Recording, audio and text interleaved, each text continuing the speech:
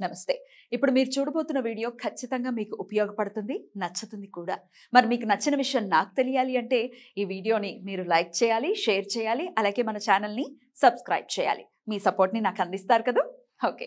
ఇప్పుడు వీడియోని స్టార్ట్ చేద్దాం. నమస్కారం. రేపటి విశిష్టతని ఒకసారి చూద్దాం. రేపు 8వ తారీఖు ఫిబ్రవరి నెల 2024వ సంవత్సరం గురువారం. శ్రీ శోభకృత్ నామ సంవత్సరం ఉత్తరాయణం హేమంత ఋతువు.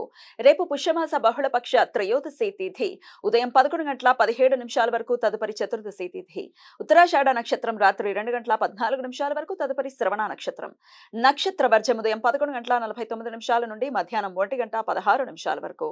మరల రాత్రి తెల్లవారుజామున 5:47 నుండి ఎల్లుండి ఉదయం 7:12 వరకు. అమృతకాలం రాత్రి 8:28 నుండి 9:55 వరకు. హైదరాబాద్ ప్రాంతం వారికి రేపు సూర్యోదయం ఉదయం 6:46 సూర్యాస్తమయం సాయంత్రం 6:15 చంద్రోదయం ఎల్లుండి తెల్లవారుజామున 6:14 చంద్రాస్తమయం సాయంత్రం 4:35 అభిజిత్ ముహూర్తం మధ్యాహ్నం 12:07 నుండి 12:53 వరకు.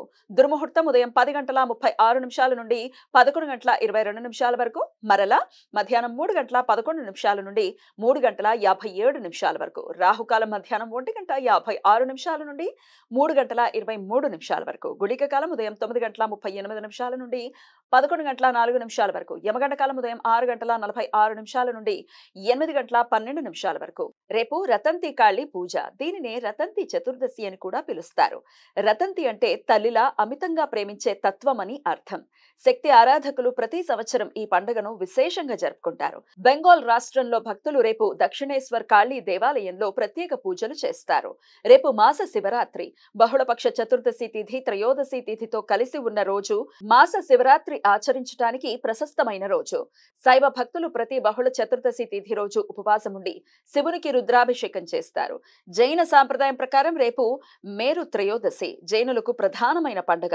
మొదటి జైన తీర్థంకరుడు ఋషభ దేవుడు నిర్వాణం పొందిన రోజు. ఈ సమాచారాన్ని మనకందించిన వారు మేడికొండూరు విశ్వనాథ్ ప్రసాద్ గారు. ఆయనకు కృతజ్ఞతలను తెలియజేస్తూ శివ స్మరణతో సమస్త సన్మంగళాని భవంతు. నమస్కారం.